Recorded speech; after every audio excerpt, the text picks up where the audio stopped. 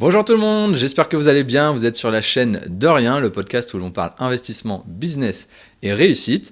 Alors aujourd'hui, si vous avez peur d'investir dans un premier achat immobilier, que ce soit de la location ou votre résidence principale, notamment parce que vous avez peur de ne pas déceler les travaux, les malfaçons et toutes les problématiques liées finalement aux travaux, si vous avez peur de vous lancer dans une rénovation, si vous êtes un peu plus expérimenté mais vous êtes curieux d'en apprendre un peu plus sur les travaux, eh bien vous êtes au très bon endroit puisque je suis en compagnie d'Alexia Dini. Bonjour Alexia.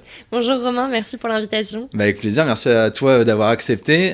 Donc on va en reparler sûrement tout le long de l'épisode, mais Alexia a un super podcast qui s'appelle Story Travaux. Donc elle a vraiment une expertise dans le domaine. Et puis je vous invite à aller découvrir aussi son podcast puisque elle interviewe plein de personnes sur des sujets divers et variés, de la décoration au placo et à la toiture. Donc ça va des sujets très techniques à des sujets un peu plus abordables pour le néophyte, on va dire. Peut-être que je peux te proposer, Alexa, c'est la traditionnelle présentation, savoir qui tu es et qu'est-ce qui t'a mené finalement à Story Travaux aujourd'hui. Et puis après, on attaque. Oui, bien sûr, Ça te avec va ? plaisir. Moi, en termes de parcours, en fait, après mes études, j'ai commencé à travailler en audit financier, commissariat aux comptes. Et en parallèle, en fait, j'ai commencé à investir en immobilier avec mon conjoint, Maxence. Donc, on a fait plusieurs projets d'investissement locatif. Trop Et en cool. fait, on a fait des projets à chaque fois avec de la rénovation. Et finalement, on a eu pas mal de challenges et d'obstacles. Et donc, c'est ce qui m'a mené à créer mon compte sur Instagram Story Travaux pour partager des astuces au quotidien sur la rénovation. Et puis à la suite de ça, j'ai voulu lancer le podcast pour aller plus en profondeur en fait sur les sujets de rénovation et vraiment démocratiser cette phase de l'investissement qui peut s'avérer assez complexe par moment. Et donc, j'ai débuté le podcast début janvier 2025. Donc, ça fait un an, un tout petit peu plus d'un an. Première bougie. Oui, c'est ça. Trop bien. Exactement. Et donc, en parallèle de ça, j'ai plusieurs activités. Je fais du coaching en investissement immobilier chez Meraxia. Je fais également de l'achat-revente de sacs de luxe. Et donc, je travaille aussi avec Camille de Elle Investit sur un programme d'achat-revente de sacs de luxe, aider finalement les gens à investir de manière alternative. Trop cool. Bon, sur les sacs de luxe, n'en dis pas trop parce qu'on prévoit un deuxième épisode complet sur le sujet parce que je pense que ça va intéresser beaucoup de personnes, investisseurs et investisseuses. Pour revenir effectivement à tes investissements locatifs, est-ce que tu peux nous détailler un peu plus sur quoi tu étais parti ? Est-ce que c'était du studio pour la courte durée ? Je ne sais pas. Oui, bien sûr. Alors, en fait, on a débuté par un appartement, un T2. D'accord. C'est vrai que souvent, c'est un peu, on va dire, le plus simple de commencer par un appartement avant de s'attaquer aux immeubles de rapport qui sont quand même des projets plus complexes. Et donc, sur ce T2, on avait fait une rénovation, on va dire, assez légère. En tout cas, je considère à mon échelle que c'était assez léger parce qu'en fait, on a refait les sols, la peinture, cuisine et salle de bain.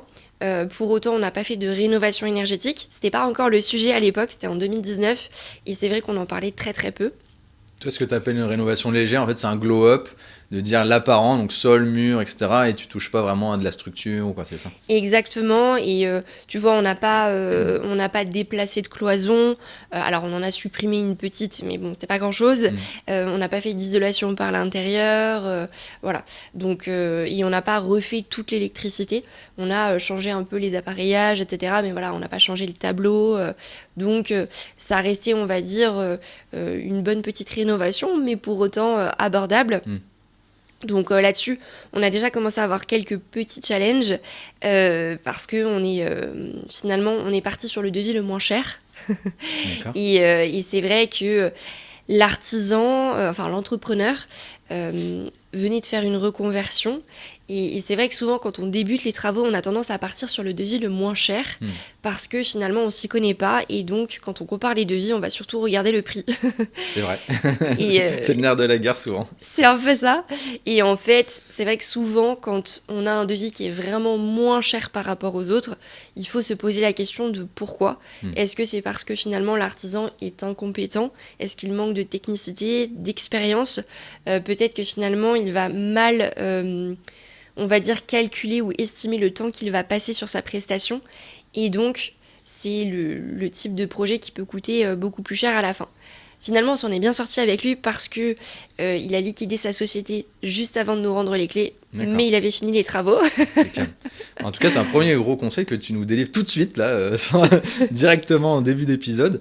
Et en fait, alors, explique-moi un petit peu, donc forcément, je comprends le sens, mais comment tu peux t'assurer, parce que il peut être un peu moins cher aussi parce qu'il a envie de se placer, il a un calendrier un peu moins plein. Alors déjà, c'est peut-être un mauvais signe si le calendrier est vide et généralement les très bons artisans sont très demandés et surchargés. Mais peut-être que tu peux déjà nous donner quelques red flags ou une manière de vérifier peut-être, de s'assurer que l'artisan est quali. Alors oui, là-dessus, j'ai envie de dire, il y a plusieurs choses. La première, pour moi, c'est vraiment de récupérer un certain nombre de documents. D'accord. C'est-à-dire que en fait, quand on va commencer à demander un devis à un artisan, ensuite, il faut effectivement vérifier avec lui s'il a bien une assurance décennale qui sera valide le temps du chantier. C'est-à-dire qu'elle coûte très cher, je crois, cette assurance. Donc, alors, elle coûte effectivement, mais elle est hyper importante. Aujourd'hui, on ne peut pas se permettre de faire des travaux d'électricité, de plomberie ou encore des travaux structurels sans assurance décennale. C'est juste inenvisageable pour moi parce que voilà, c'est un critère en fait. Si l'artisan il n'est pas assuré, déjà on peut se poser beaucoup de questions. Vérifier du coup que dans cette attestation d'assurance décennale, les travaux que l'artisan va réaliser sont bien explicités. Parce qu'en fait, on peut prendre...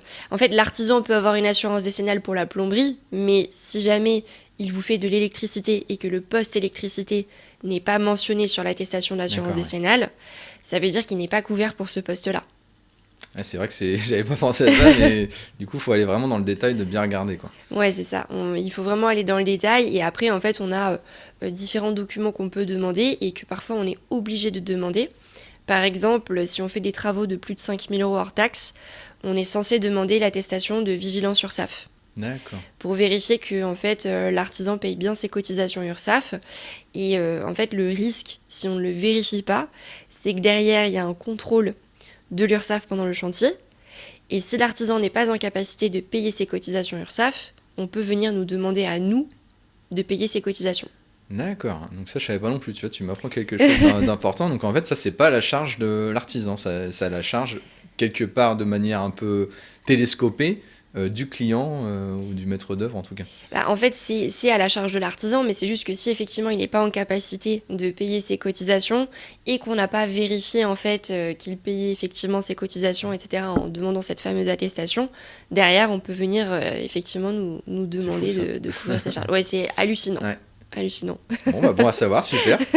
Ça marche. Et après, peut-être, tu demandes aussi, j'entendais pas mal, c'est des photos des chantiers, visites de chantier. Ça, c'est quelque chose qu'on entend, mais est-ce que tu le pratiques au quotidien? Est-ce que tu valides ça? Alors oui, effectivement, une manière aussi de vérifier si l'artisan fait bien les choses, c'est de demander des photos de chantiers passés, même de lui demander d'aller voir des chantiers en cours.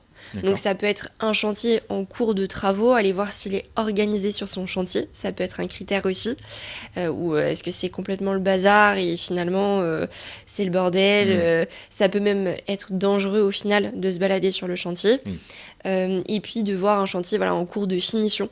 Je pense que les finitions, c'est assez explicite au final, de voir si les finitions sont bien faites, ça montre que l'artisan est précautionneux et va vraiment dans le détail. Donc ça, c'est un point aussi. Et puis bien sûr, essayer d'avoir des retours de clients ou de faire du bouche à oreille. Mais pour autant, même quand on fait du bouche à oreille, c'est vraiment important de se faire son propre avis pour moi. Et donc typiquement d'aller récupérer, comme je disais, les différents documents, essayer de voir un petit peu en posant des questions à l'artisan sur la manière dont il met en pratique en fait les différents postes travaux, et essayer de pas le challenger, mais oui, si on a un peu l'expérience et l'expertise, de le challenger techniquement, et sinon de lui poser un peu des questions, et en fait on peut vite se rendre compte finalement de si il a les compétences, dans le sens où par exemple un artisan qui va vous dire qu'il fait la même chose, il va faire des travaux par exemple d'isolation de la même manière depuis 30 ans, il y a un souci. Bah oui, parce que les techniques évoluent et Exactement. les matériaux aussi, etc. Ouais, c'est ça. Donc, si finalement il fait de la même manière depuis 30 ans, c'est qu'il ne se forme pas, il ne se documente pas. Et donc, pour moi, c'est à proscrire. Ah, c'est hyper intéressant. Moi, effectivement, j'aurais peut-être pas osé en premier abord demander à visiter un chantier, quoi, mais finalement, pourquoi pas? Et je me dis, à l'inverse, si un artisan refuse, catégoriquement et assez rapidement, peut-être que s'il a des choses à cacher, ça manque peut-être un peu de transparence. Pareil pour les documents, quelqu'un qui va être réticent à envoyer des docs, ça peut soit cacher quelqu'un qui a quelque chose à cacher justement, soit quelqu'un peut-être qui n'est pas organisé, est-ce qu'il n'a pas ses docs sous la main donc effectivement, ça peut être un gros red flag. Et puis sur les finitions, tu as raison, visiter les chantiers, il y a des artisans qui sont beaucoup plus détaillants que d'autres sur l'aspect quali et le finish qui est, on le sait, hyper important et qui peut transfigurer en fait une pièce derrière, quoi. Donc, Bien sûr. Ok, donc premier, tu m'as dit, pour revenir à ton histoire, donc studio plutôt bien passé, parce que tu as de la chance, t'es passé à travers les gouttes, la liquidation s'est fait juste après. Ouais, c'était un T2 et effectivement, ouais, la liquidation s'est fait vraiment juste après. On a eu beaucoup de chance par rapport à ça. Super. Et après, donc, t'as enchaîné tout de suite ou... Alors, effectivement, on n'a pas trop tardé. C'est-à-dire qu'une fois que le T2 était mis en location, donc pour la location saisonnière, D'accord. on avait choisi une station balnéaire dans laquelle on a l'habitude d'aller en week-end, etc. Ça nous rassurait en fait de partir sur un terrain connu. T'avais tes marques, voilà, tu connaissais aussi pour tes recherches les tarifs, voilà. Exactement. Ouais. Et en fait, après ça, finalement, on s'est lancé assez rapidement dans les immeubles de rapport. Et donc, on s'est formé sur le sujet, on a fait pas mal de recherches, mais au final, on a trouvé assez vite. C'est vrai qu'on a commencé à chercher fin 2019, et on va dire qu'à l'époque, le marché était encore différent. Ouais. C'était assez facile de trouver des immeubles 2021, c'était good, quoi, à peu près. C'est ça. Et c'est vrai que, bon, après, avec la montée des taux, etc., ça s'est un petit peu plus complexifié, on va dire. Mais nous, en tout cas, voilà, on a trouvé ces 2 immeubles de rapport. Alors, on a eu un peu des challenges sur le financement, parce qu'on s'est fait financer en plein confinement. En 2020. Ça devait pas être évident, je veux bien le croire. Voilà, donc c'était assez challengeant de ce côté-là. Mais après, voilà, en termes de travaux, c'est vrai qu'on a fait des rénovations complètes au final sur les 2 immeubles. Et notamment on a eu beaucoup de challenges structurels. Ça marche. Avant d'entrer là-dedans, j'ai un truc qui m'interpelle. Donc toi, tu es sur Paris. Pour autant, tu as quand même choisi, donc forcément, de ne pas investir sur Paris, mais plutôt autre part. Alors, la raison, je me doute, c'est parce que tu as des tarifs aussi parisiens qui parfois peuvent être embêtants selon l'ampleur des projets que tu choisis. Hein. Si tu as pris plusieurs immeubles de rapport, à un moment, le prix des mètres carrés sont importants. Ce qui m'intéresse, c'est que la distance ne t'a pas dérangé dans la gestion, tout ça. Alors, c'est vrai que typiquement pour l'appartement, vu qu'on avait l'habitude d'aller quand même souvent en week-end dans le coin, etc., qu'on a des proches là-bas, c'est vrai qu'on a allié finalement l'utile à l'agréable, parce qu'on passait aussi des week-ends en famille, etc. Donc finalement, ça nous dérangeait pas plus que ça de faire pas mal d'allers-retours, notamment pour suivre le chantier.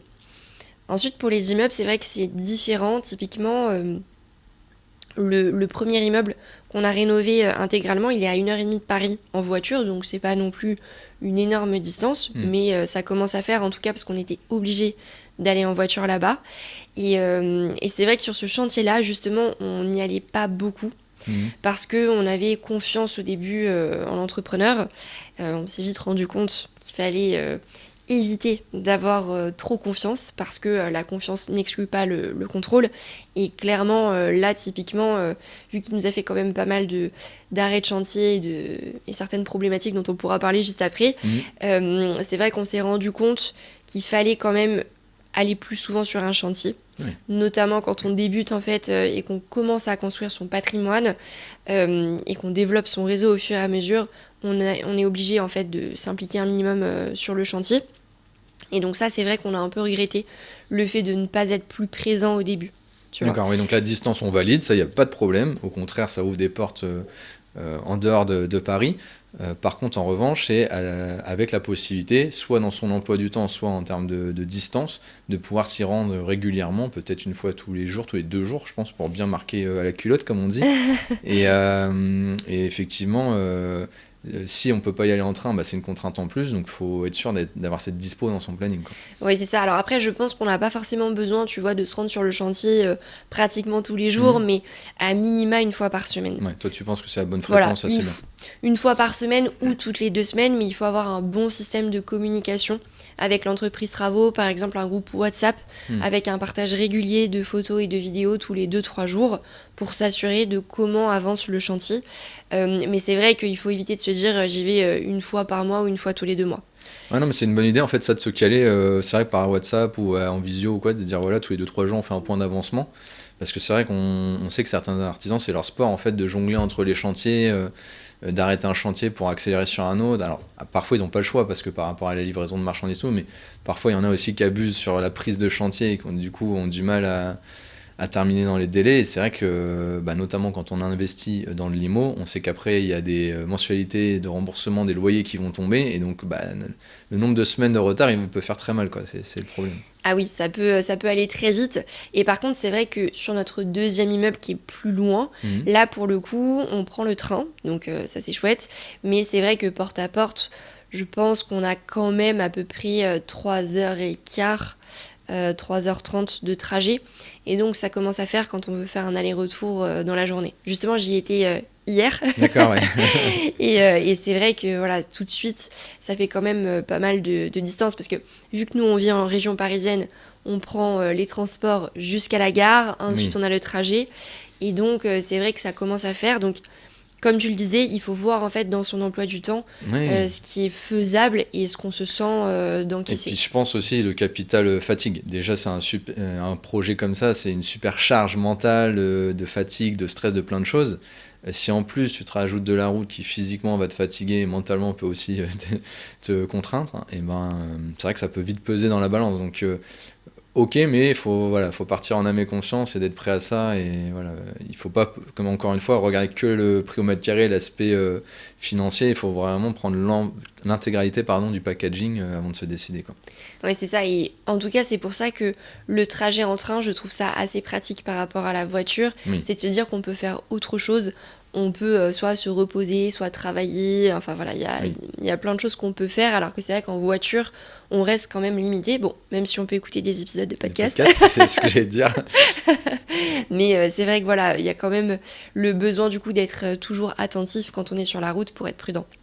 Ça marche. Donc pour revenir à ton premier immeuble, donc tu m'as dit que tu avais vécu pas mal de déboires a priori. Oui. Est-ce que tu peux nous en dire un peu plus ? Oui, bien sûr. Alors c'est vrai que sur cet immeuble-là, en fait, on est parti avec un entrepreneur travaux qui est intervenu finalement sur un rafraîchissement léger d'un autre projet. Et donc du coup, on avait confiance en lui. D'accord. Et en fait, c'est vrai que quand il nous a dit qu'il se déplaçait partout en France, on a un peu sauté sur l'occasion. Parce que, en fait, pour tout te dire, on a sous-estimé les travaux. D'accord.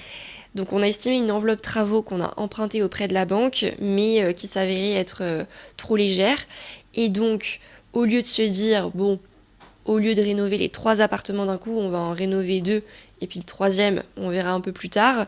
En fait, on a cherché un entrepreneur travaux qui rentrait dans notre budget. Et donc, encore une fois, on est allé chercher le devis le moins cher. Mais la première fois, ça t'avait pas posé problème. En fait, c'est passé comme une lettre à la poste. Voilà, une typologie différente. Et le deuxième, là, tu t'es heurté à ça, du coup. C'est ça. Et en fait, ce qui s'est passé, c'est pour ça que je dis toujours prudence sur les entrepreneurs travaux qui disent on se déplace partout en France, il n'y a aucun souci. Parce qu'il faut s'assurer qu'ils ont l'habitude de le faire. Où est-ce qu'ils ont l'habitude de le faire ? Et tout simplement, les artisans, en fait, eux ne seront pas forcément d'accord. Peut-être que le chef d'entreprise lui dit « Ok, c'est bon, je vais envoyer mes gars à droite, à gauche », mais peut-être que les artisans eux-mêmes n'auront pas forcément envie de passer 3 semaines, 1 mois loin de leur famille. Et là, c'est ce qui s'est passé. Donc en fait, on s'est retrouvés assez rapidement avec des arrêts de chantier, avec finalement ces équipes qui ne voulaient plus se rendre sur place. Et donc, il a dû trouver des sous-traitants. Et puis surtout, finalement, il s'est retrouvé dans une situation où il prenait, comme tu le disais, souvent les entreprises travaux, quand elles veulent grossir, ils enchaînent les chantiers, ils prennent beaucoup de chantiers en même temps et ils n'arrivent plus forcément finalement à assumer. Donc là, il s'est retrouvé avec des chantiers avec des entreprises, des professionnels et donc des pénalités de retard. Donc il a privilégié plutôt ces chantiers-là. Oui. Forcément. Les astreintes coûtent cher après. Voilà. Et donc, on s'est retrouvé avec un chantier qui a eu du mal à redémarrer. Et quand il a redémarré, on s'est retrouvé quand même avec un certain nombre de malfaçons parce qu'il sous-traitait le chantier à des équipes, je pense, qui n'étaient pas forcément très compétentes techniquement. Et même lui, au final, il manquait de compétences techniques. Ouais, pas simple à déceler quand même, parce qu'au final, comme tu dis, tu fais tous les checks entreprise de qualité, etc. Mais finalement, tu peux pas t'attendre à ce qu'ils changent d'équipe et que le travail ne soit plus au rendez-vous, quoi. Ça, c'est vrai que c'était pas évident pour toi de déceler avant. Bah oui, c'est ça. Et c'est pour ça qu'en fait, à un moment donné du chantier, on s'est dit, il faut qu'on se forme sur le sujet. Il faut qu'on augmente nos compétences techniques au niveau des travaux pour essayer de limiter les pots cassés. Bien sûr. Et donc on s'est formé avec Fabien Liégeois sur la rénovation et la rénovation énergétique. Et donc on a essayé de recadrer, on va dire, le chantier en cours de route. Trop bien. Et un exemple assez flagrant que j'aime bien partager, c'est l'exemple sur les VMC. Parce que bon, la ventilation, c'est quand même un sujet aujourd'hui qu'on ne peut pas négliger dans la rénovation. Donc, VMC, ventilation mécanique contrôlée, pour ceux qui Oui, connaissent pas le jargon. T'as raison, il faut le préciser. Et donc en fait, c'est vrai qu'aujourd'hui, ce qu'on dit en rénovation énergétique, c'est que le mieux, c'est de mettre en place des VMC hygroréglables. Ouais. Donc qui vont détecter l'humidité, qui vont se mettre en fonction en fait de l'humidité détectée dans l'air. Et donc c'est vrai qu'on a commencé à lui expliquer qu'on voulait des VMC hygroréglables avec des entrées d'air au niveau des fenêtres hygroréglables également, au niveau des chambres, bureaux, salons, les pièces sèches. Et là, il a commencé à nous dire qu'on en savait plus que lui sur les VMC. Voilà. Ça va faire peur là du coup. Ouais, exactement. C'est là qu'on s'est dit, bon, si on en connaît plus que lui sur les VMC, c'est quand même problématique. Ouais. Ouais, tout à fait. Je rebondis sur un truc, tu disais, donc forcément retard et tout. C'est vrai que c'est une question qui peut revenir souvent au niveau du paiement. Toi, tu conseilles quoi comment ça se passe dans le déroulé? Forcément pas la totalité tout de suite, mais quelle proportion on peut imaginer dans les premiers paiements? Est-ce qu'on peut attendre le début des travaux avant un premier paiement, etc.? Alors, au niveau du montant des paiements et de comment on les échelonne, pour moi, ça dépend du chantier et finalement du montant du chantier. C'est-à-dire que si on est sur un tout petit chantier à quelques milliers d'euros, forcément, on ne va pas s'amuser à découper en plein de paiements. Par contre, si on est sur un gros chantier assez complexe, moi, je conseille de faire plutôt les paiements à l'avancement. Donc, potentiellement, ça pourrait être toutes les semaines. C'est-à-dire qu'en fonction de l'avancement du chantier, l'entreprise travaux va faire une facture par rapport à l'avancement et tout ce qui a été réalisé. Comme ça, en fait, on peut suivre vraiment le déroulé du chantier de cette manière-là. En termes d'acompte, je pense que le maximum, c'est 30%. Oui. Parce que c'est vrai qu'en fonction des chantiers et des matériaux, ça peut aider, je pense notamment aux menuiseries, aux fenêtres. C'est vrai qu'il faut quand même bien anticiper la livraison, parce que ça peut prendre du temps. Et donc, dans ces cas-là, ça peut se justifier d'avoir un acompte de 30%.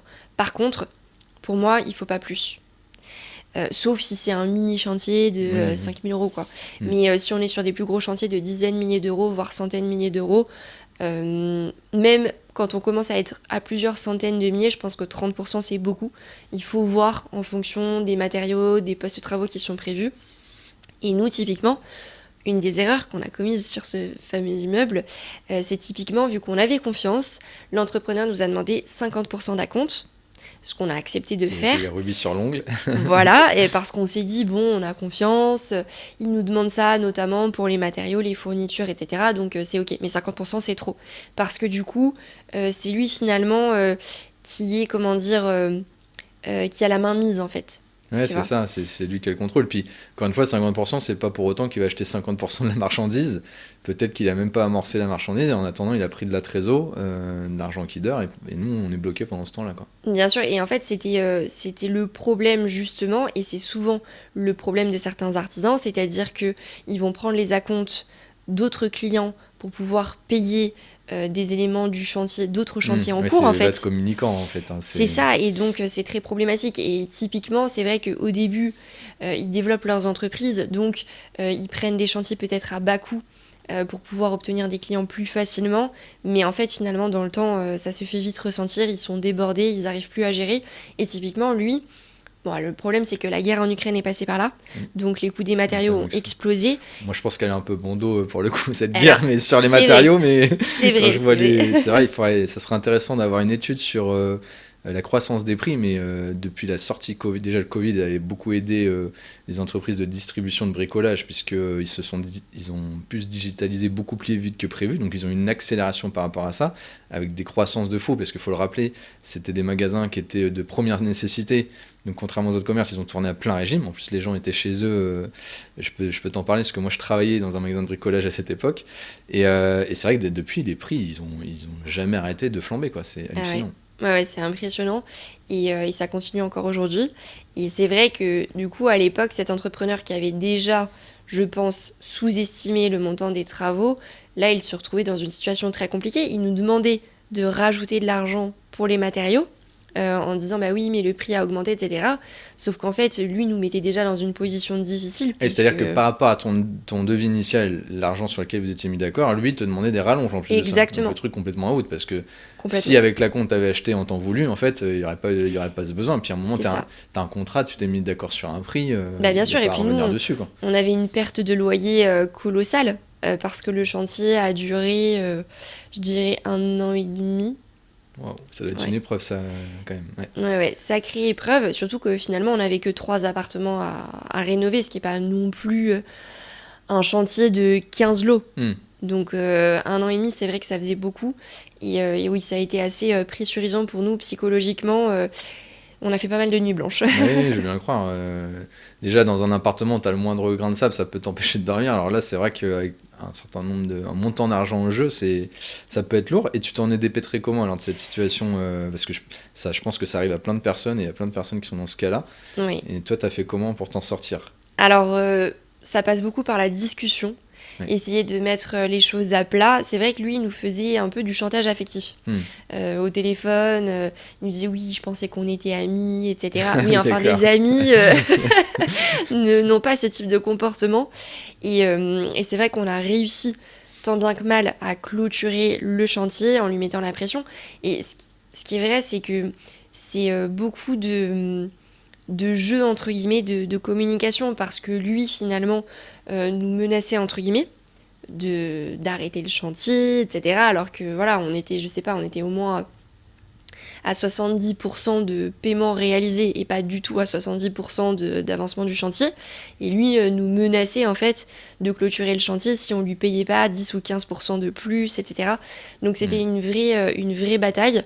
Et finalement, on a réussi quand même à négocier avec lui en lui disant bah voilà, écoute, ce poste-là, tant pis, on lâche dessus, mais par contre, tu clôtures tel et tel point.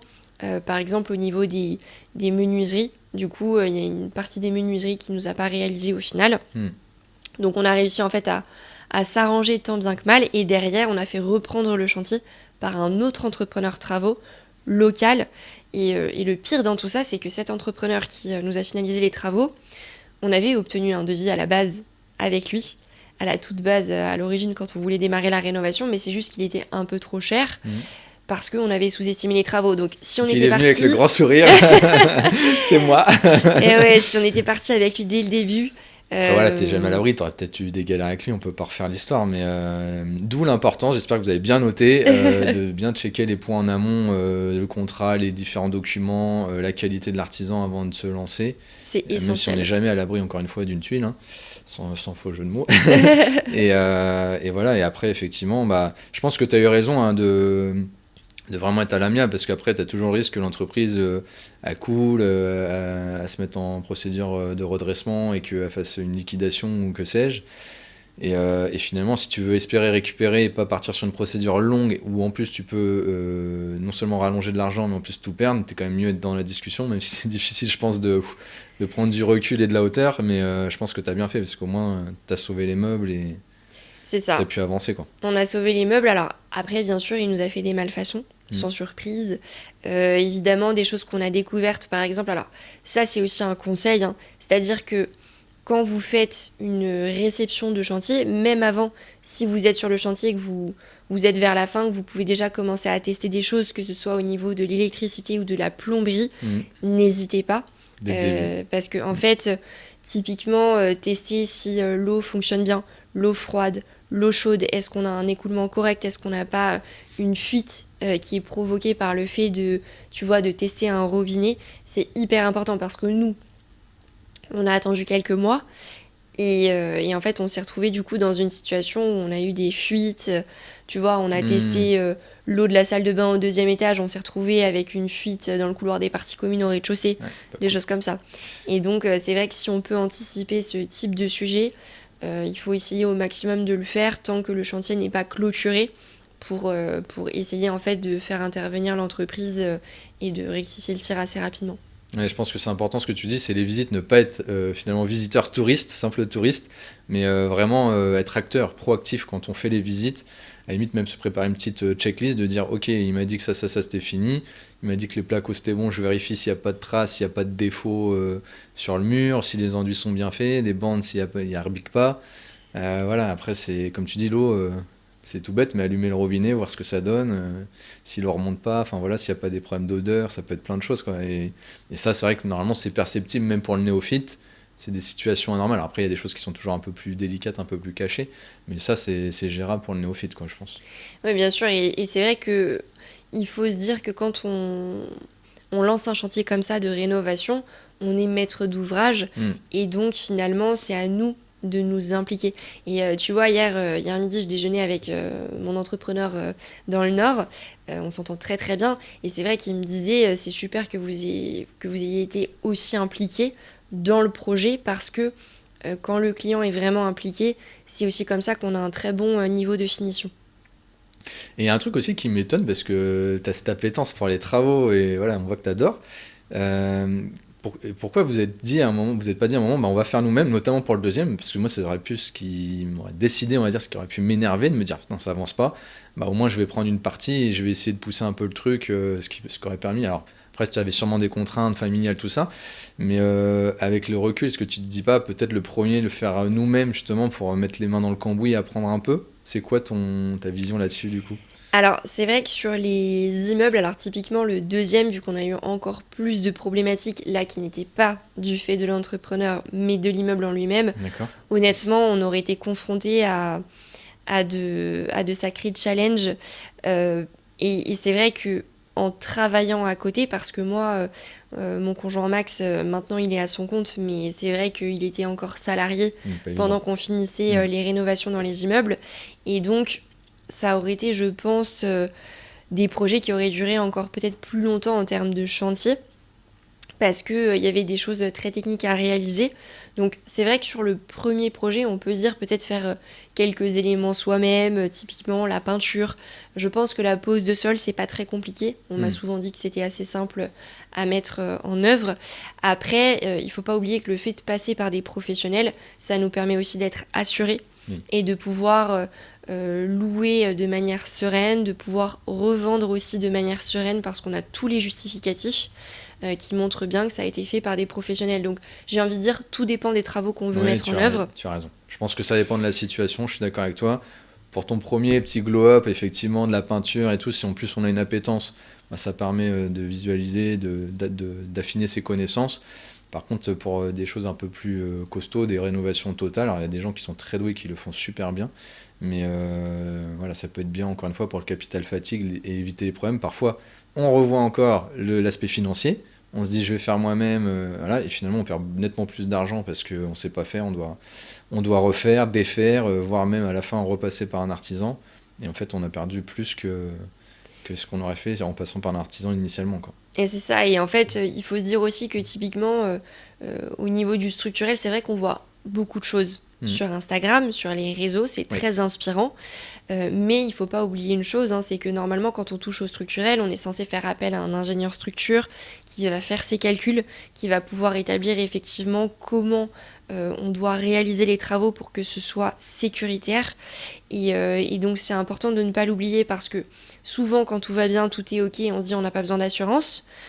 Mais quand il y a un problème, C'est là où c'est là où on en a besoin. Est carré ou pas. C'est ça, et malheureusement, c'est souvent trop tard, parce que on peut pas prendre une assurance une fois qu'un sinistre est arrivé.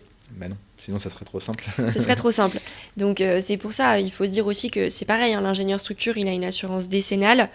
Donc si jamais finalement il prodigue un mauvais conseil sur les mesures à mettre en place, etc., bon voilà, il y a son assurance décennale derrière qui prend les choses en charge. Parce que il faut bien avoir en tête une chose, c'est qu'une entreprise travaux qui réalise des travaux, ce sont des exécutants.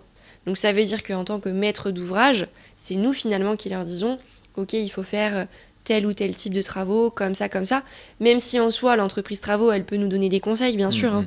Mais au final, s'il y a un vrai sujet à cause d'un mauvais dimensionnement ou quelque chose comme ça, c'est le maître d'ouvrage qui peut être mis en cause.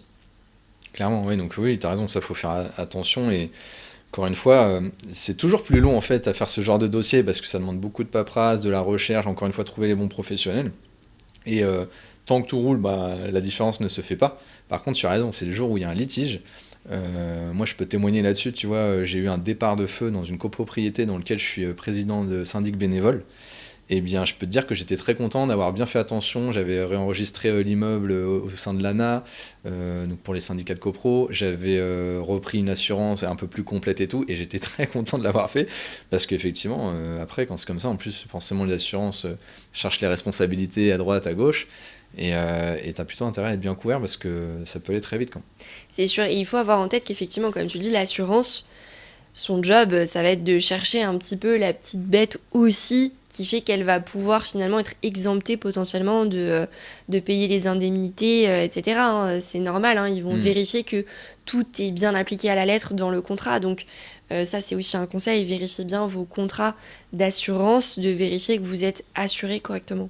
On en parlait justement dans un autre épisode il n'y a pas longtemps, sur le fait de bien vérifier les lignes, les conditions générales, même si on ne lit pas toutes les petites lignes, au moins lire les titres des paragraphes pour s'assurer de sur quoi on est couvert ou non. Ok, donc premier immeuble, tu m'as dit deuxième immeuble, deuxième problème, mais cette fois-ci un peu différent de structure alors, du coup. Ouais, c'est ça. En fait, c'est du coup un immeuble. Alors, on a acheté les deux immeubles à peu près en même temps. Ce qui s'est passé, c'est qu'en fait, l'immeuble qu'on a dans le nord, on a fait un petit rafraîchissement avec le fameux entrepreneur qui nous a fait la grosse réno sur l'immeuble à proximité de Paris.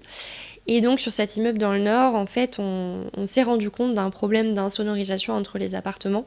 On avait pas mal de turnover au niveau des locataires. Et donc, on s'est dit à un moment donné, on va pas pouvoir continuer comme ça, il faut essayer de creuser le problème. Ayant un passif d'auditrice et de commissariat aux comptes, j'aime bien comprendre les choses et pousser un petit peu les analyses, chercher à comprendre. Ça, c'est vraiment un des points, on va dire, que j'applique sur tout type de projet que je mets en œuvre. Et donc, par rapport à cet immeuble, on a cherché et on s'est rendu compte, en fait, en démontant petit à petit les placos, les sols, etc., qu'il y avait pas mal de soucis dans l'immeuble, que ce soit au niveau des planchers. Donc les planchers, en fait, c'était des dalles OSB, mais qui n'étaient pas vissées aux solives, aux poutres du gîtage. Donc en fait, on s'est dit, ok, on va les visser, sauf que les visser, c'était pas suffisant. Et donc, quand on a enlevé les dalles OSB, on s'est rendu compte que les gîtages étaient problématiques aussi. Donc les gîtages, c'est vraiment la structure finalement d'un plancher d'immeuble, structure en bois. Et donc en fait, on s'est rendu compte que les poutres, elles n'étaient pas bien dimensionnées, elles étaient de taille, de section trop faible. Il n'y avait pas d'entretoise, c'est des petits morceaux de bois en fait, entre les poutres pour consolider le tout. Les poutres en elles-mêmes n'étaient pas bien scellées dans les murs.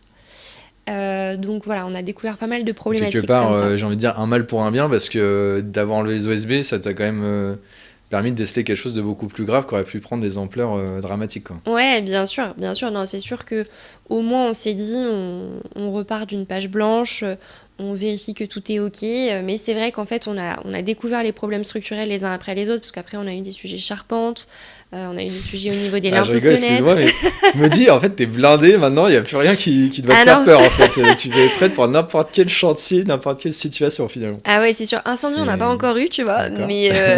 Mais en tout cas, c'est vrai qu'effectivement, partir de plateau aujourd'hui, ça ne me fait pas du tout peur, alors que c'était quelque chose avant de faire ces chantiers-là où je me disais oh, c'est impossible un plateau, mais c'est beaucoup trop de risques, beaucoup trop gros. Et au final aujourd'hui, j'ai tendance à me dire je préfère partir de quelque chose qui est mis à nu parce que je sais de quoi je pars.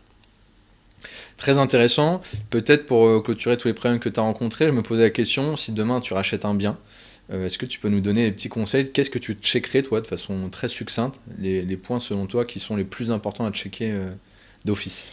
Alors, les points à checker d'office, bon, c'est vrai que la difficulté avec cet immeuble-là, c'est que tout était un peu caché au final. Bien sûr. Mais c'est vrai que j'ai envie de dire, euh, ça peut dépendre aussi des régions. Par exemple, là, on est dans une région dans le nord, il pleut beaucoup, donc Oui. on est sujet à des infiltrations, notamment dans les anciennes maisons, les anciens immeubles. Et donc, c'est vrai que si les infiltrations et les multiples fuites n'ont pas été traitées, forcément, la charpente, elle en prend un coup. Donc, c'est vrai qu'il faut voir, voilà, est-ce qu'on observe des taches d'humidité à certains endroits? Est-ce qu'on observe, tu vois, des taches d'humidité au niveau des plafonds sous toiture, des choses comme ça? Essayez de voir aussi si vous avez accès, en fait, au comble et à la charpente. Essayez Oui. de voir l'état de la charpente. Est-ce qu'elle a l'air en bon état? Il y a la fameuse astuce de planter, en fait, un tournevis dans le bois pour voir si le bois est trop tendre, D'accord. si jamais il s'émiette, ça peut être des indices. Et puis après, c'est effectivement essayer de voir si l'immeuble a l'air sain. Est-ce qu'on constate des fissures en façade ou des fissures dans les appartements? Contrairement à ce qu'on pense parfois, bon, on peut avoir des fissures qui sont pas forcément très graves, mais il y en a d'autres, même si elles sont pas forcément très larges au final, ça peut quand même être un sujet. Donc il faut pas hésiter à solliciter, j'ai envie de dire, les professionnels quand on visite en fait. Parfois il vaut mieux dépenser 1 000 € avec un expert bâtiment et s'assurer du projet dans lequel on se lance, Bien sûr. plutôt que de se retrouver avec des imprévus de 50 à 100 000 €, parce que le structurel, ça peut aller très très vite. Et je suis assez d'accord avec toi, je pense qu'il faut demander à voir ce qui n'est pas visible. J'ai eu le cas justement dans mon premier appart où il y avait une cave un peu en copro et cave dans lesquelles a été mis les cumulus. Et en fait, je me suis aperçu que l'évacuation des cumulus, donc quand le ballon chauffe, hein, l'eau est rejetée, eh bien ça tombait directement dans la terre, il n'y avait pas d'évacuation. Donc bon, après Ah on a oui, mis un vase d'expansion pour éviter que l'eau ok. déborde tout le temps. Mais voilà, c'est quelque chose que je n'avais pas capté. Donc dernière minute en précipitation, demander à refaire un devis pour l'intégrer, que ça soit pris en charge en fait par l'ancien propriétaire. Voilà, et je pense qu'effectivement, même si l'appart est super, c'est un bon prix et tout, peut-être faire une offre, mais glisser une condition suspensive, de dire par contre, sous réserve que la toiture s'est bien comportée et que l'artisan me confirme que voilà, que ceci est conforme, et jamais se dire en fait c'est rien. Parce qu'en fait, c'est vrai qu'on peut être dans l'excitation de l'achat, parfois on met un an à trouver le bon bien, là on trouve le bon bien, on a vraiment envie de l'avoir et envie de passer à l'étape d'après, hein. Pour tous ceux qui ont investi et qui ont acheté, ils connaissent ces étapes-là. Sauf que on va se dire de rien, puis après les problèmes peuvent venir en cascade et faire regretter l'achat. Donc vraiment faire gaffe à ça.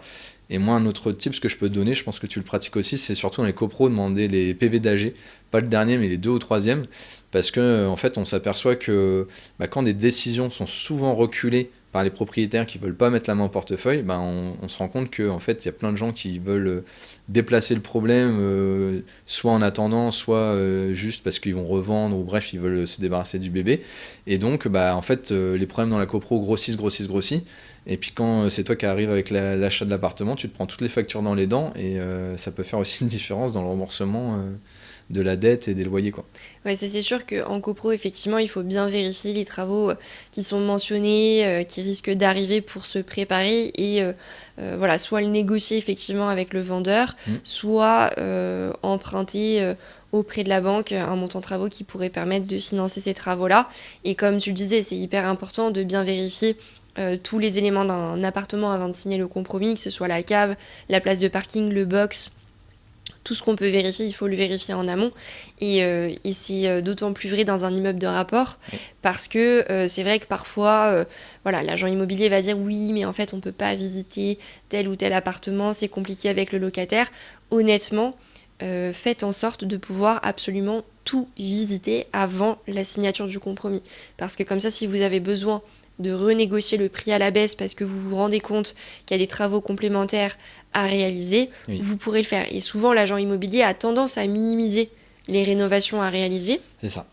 Donc, il vaut mieux pouvoir tout vérifier. Et c'est vrai que, au niveau des points, en tout cas, à regarder, mon conseil, c'est effectivement de ne pas s'arrêter qu'à l'intérieur des appartements et bien prendre en compte, en fait, les parties communes et puis tout ce qui est façade et toiture parce que quand on passe d'un appartement à un immeuble, ça reste quand même différent. Et c'est vrai que c'est important de bien avoir en tête la structure dans sa globalité parce que finalement, quand on n'est pas en copro, tout dépend de nous. C'est clair. Et de notre responsabilité. De toute façon, je suis 300% d'accord avec toi. Ne vous faites pas enrhumer. Il faut rester dans un vrai contrôle de la situation. Et encore une fois, on vous dit si c'est possible, en fait, je vais acheter le bien. Donc, il faut que je puisse vérifier tout ça et me couvrir. Donc, soyez exigeant avec vous-même dans un premier temps et du coup avec les autres sur ce genre de vérification. Il nous reste quelques minutes, on ne pourra pas tout traiter parce que j'ai 10 000 questions forcément. Néanmoins, en regardant un petit peu tous les épisodes que tu avais traités, en écoutant certains, j'avais des questions où j'étais moins expert, donc je voulais te les poser. Je vous invite d'ailleurs à aller voir les épisodes pour si vous voulez en connaître plus en détail. Nous, on effleure aujourd'hui les travaux, et bien sûr, c'est une science exacte et vraiment à part entière qu'on ne peut pas résumer en 1 heure d'épisode. Donc, allez voir tous les épisodes, vous aurez plein de détails. Une petite question rapide sur le DPE, diagnostic de performance énergétique. Est-ce que tu as été mise au courant de chamboulement en 2026 ? Qu'est-ce que tu penses de la situation par rapport à tout ça ?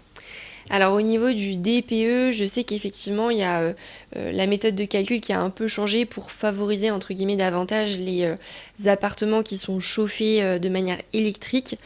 Parce que c'est vrai que le chauffage électrique était assez, on va dire, défavorisé avant. Oui.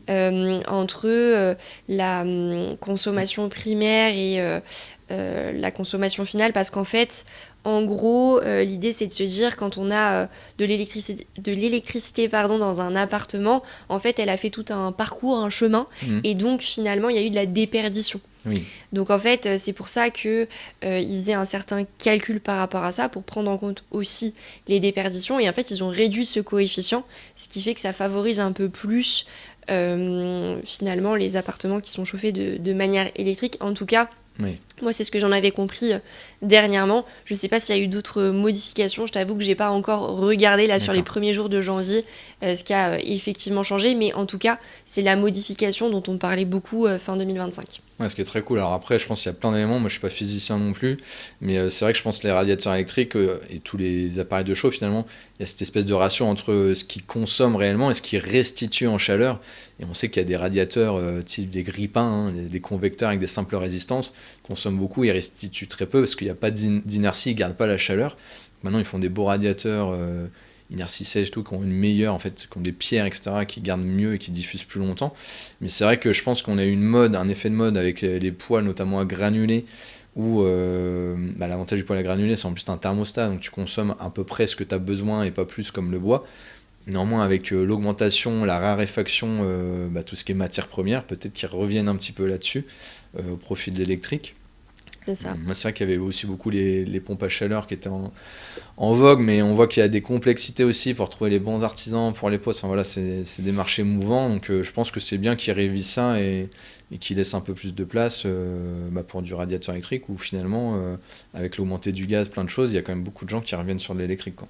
Ouais, c'est sûr. Et après, pour les pompes à chaleur, le truc, c'est que pour que ce soit vraiment efficient, il faut assurer une isolation par l'intérieur. Et en fonction du climat dans lequel on se trouve, la pompe à chaleur va être plus ou moins efficace. Oui. C'est-à-dire que si tu es dans le Grand Nord, en fait, en dessous d'une certaine température, la pompe à chaleur, elle va plus être efficace. Ouais. Donc en fait, il faut avoir finalement un chauffage relais.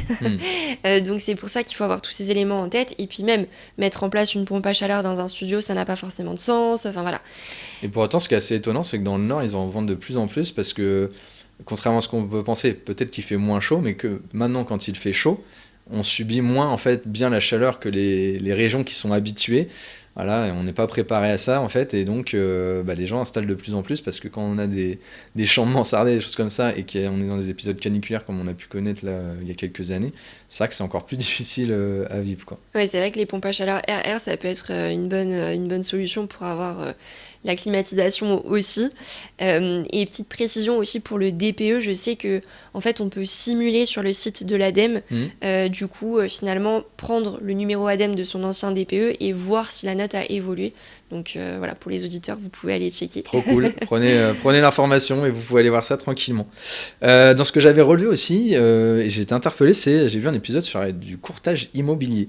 Alors moi je connais le courtage pour les prêts IMO, mais courtage travaux immobilier, c'est quoi d'ailleurs la dénomination exacte? C'est pour du courtage travaux, les et alors ça fonctionne travaux. Comment? J'avais du mal à visualiser. Alors pour le courtage travaux, en fait l'idée c'est de faire effectivement appel à un courtier qui va solliciter plusieurs entreprises travaux pour établir des devis et qui va pouvoir en fait vous accompagner pour sélectionner l'entreprise travaux avec le devis qui correspond à vos besoins et à vos attentes au final. D'accord, trop cool, je savais pas que ça existait pour les travaux, et en fait c'est bien parce que comme pour les prêts, je pense que il fonctionne peut-être avec une petite commission, ou en tout cas une commission fixe ou proportionnée, mais bien souvent comme dans le prêt, le temps qu'ils vont nous faire gagner et l'argent qu'ils vont nous faire gagner avec leur réseau en fait d'artisans, on va s'y retrouver largement, quoi. Donc ça peut être hyper intéressant, et en plus de ça, je pense que les artisans sont hyper rares, les bons artisans en tout cas à trouver, et hyper précieux, donc ça peut être un bon hack finalement pour si on part de rien notamment. Oui, et puis tout est une question de réputation au final. Donc le courtier a tout intérêt à avoir une bonne réputation et à proposer de bons artisans, parce que sinon ça risque de le suivre. C'est vrai qu'en général, en termes de rémunération, ça peut dépendre. Ça peut aussi être les artisans finalement qui le rémunèrent. Donc voilà, c'est pas forcément le client qui va payer une prestation, ça peut dépendre. Et le courtier, effectivement, parfois peut aussi par la suite se charger de l'aider sur le suivi, d'aider le maître d'ouvrage en fait sur le suivi des travaux. Potentiellement, ça peut dépendre des prestations qui sont proposées. Ça peut même aller au-delà, quoi. Ça c'est cool. Mais c'est vrai que c'est bien pratique parce qu'effectivement le courtier a son réseau privilégié, on va dire. Et il y a des courtiers effectivement qui aiment bien tester des artisans sur des projets à eux, ou en tout cas sur un ou deux projets, vérifier que ça marche bien, ça matche bien, avant de proposer finalement cet artisan ou cette entreprise travaux à d'autres clients. Non mais c'est très cool, tu vois, ça répond directement à une de mes questions. Je me demandais effectivement, quand on n'a pas de réseau, on débarque parce qu'on a déménagé dans une ville, comment se reconstituer un réseau d'artisans. Donc voilà, il y a forcément bouche à bouche, après on peut être mis en relation à travers des chambres du métier, de l'industrie, etc. Mais finalement, le courtier IMO peut faire gagner du temps et de l'argent, donc je connaissais pas cette solution. Courtier en travaux, pardon, pas IMO. Oui. Ça peut être intéressant. Top, écoute, on a eu plein de conseils hyper actionnables, merci beaucoup. Si vous voulez prolonger vos connaissances, n'hésitez pas encore une fois à aller voir les épisodes Story Travaux. Je te propose, pour clôturer cet épisode, j'avais préparé quelques questions un peu plus fun fact, on va dire. Ok. Voilà, j'en ai sélectionné quelques-unes que je vais te poser maintenant. Donc du coup, le pire à faire pour toi dans les travaux, si on devait faire soi-même, qu'est-ce que serait le pire à réaliser, qui ne ferait jamais? Le pire en termes de type de travaux à réaliser? Soi-même. Pas simple. Non, c'est pas simple. J'aurais envie de dire. Ouais, alors moi, des travaux de plomberie, honnêtement, je trouve que c'est quand même un sujet assez technique. Donc, quand on s'y connaît pas du tout et qu'on débute, on risque de faire en tout cas des erreurs et de s'y reprendre à plusieurs fois. Ouais. Moi je souris parce que en fait il y a toujours la team plomberie, la team électricité. Moi je suis plutôt team plomberie, et c'est vrai que j'ai moins peur de l'eau parce que je me dis il y a une fuite, ça se voit rapidement en fait, que l'électricité. Je trouve ça un peu plus sournois parce que ça se voit pas, et puis ça peut être très dangereux aussi. Mais c'est vrai qu'il y en a qui disent que l'électricité c'est très mathématique et que c'est plutôt simple. Ok, bien noté. Plutôt team Leroy Merlin ou Castorama? Leroy Merlin. J'avoue que j'y vais beaucoup, Leroy Merlin. Ouais. Cool. Toi, tu serais plutôt une personne qui lit bien les notices ou qui pète tout à la masse? J'aime bien lire les notices. Savoir dans quoi je me lance. C'est un métier qui veut ça, de faire plus attention. C'est ça. Ok. Est-ce que tu aurais un site pépite à nous recommander pour recommander de l'immobilier ou de la déco, des choses comme ça? Ouh là là, il y en a plein. Ouais. Tu devais en sortir qu'un seul du coup. Il y en a plein. Alors pour la déco ameublement, j'aime bien Skloom. D'accord. C'est une marque espagnole. Ils n'ont pas de magasin physique. Je pense que c'est notamment ça qui leur permet d'être compétitifs au niveau des prix. Ok. Et honnêtement, on trouve des meubles très sympas en vrai bien. bois et pas trop cher. Et t'écris ça comment, Slum, du coup? Sklum. Trop bien. Ouais. Notez ça, c'est d'affiche. Ça roule. Et est-ce que, on parlait justement de compte Instagram, des trucs waouh, est-ce que tu aurais, alors au-delà de Story Travaux bien sûr, mais est-ce que tu aurais un petit compte Insta à nous proposer aussi qui est pépite, qui est chouette à suivre? Pareil, il y en a beaucoup, mais j'adore Polo et Lulu. Je D'accord. sais pas si tu connais. Non, pas encore, mais on va aller voir ça. C'est un jeune couple et en fait ils ont rénové une ancienne maison, une ancienne école pardon, D'accord. pour en faire leur maison en fait. Et c'est vrai que c'est un chantier assez incroyable. Ils ont réalisé les travaux eux-mêmes avec l'aide notamment d'amis et parfois de professionnels. Mais c'est une rénovation grandiose et là ils s'attaquent à un château. Trop cool. Ouais. Bah, c'est chouette. Donc notez bien Polo et Lulu, j'en profite. Donc tu me parles château, je vais faire 2 dédicaces du coup en fin d'épisode. La première c'est Jérémy Nabé qui a bien sûr lancé son projet à l'aide de co-investisseurs de son château avec Château Story sur Insta. Donc n'hésitez pas à aller le voir, c'est top et je lui fais un petit coucou. Et puis je vais faire un épisode, il n'est pas encore sorti mais il va bientôt paraître, ou il sera peut-être sorti quand cet épisode-là sortira. Toujours est-il que vous avez aussi Pierre Fabre qui a un Insta où lui il a tout plaqué pour rénover une auberge finalement et un corps de ferme, donc c'est les clés du paradis, n'hésitez pas à les voir et tout, petit coucou à Pierre.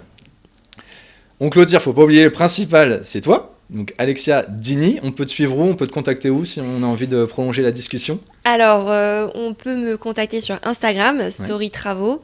Après, je suis présente sur toutes les plateformes de podcast et puis sinon sur LinkedIn aussi, Alexia Dini, et YouTube, Story Travaux. Mais la chaîne est encore timide. Voilà, je vais la développer en 2026.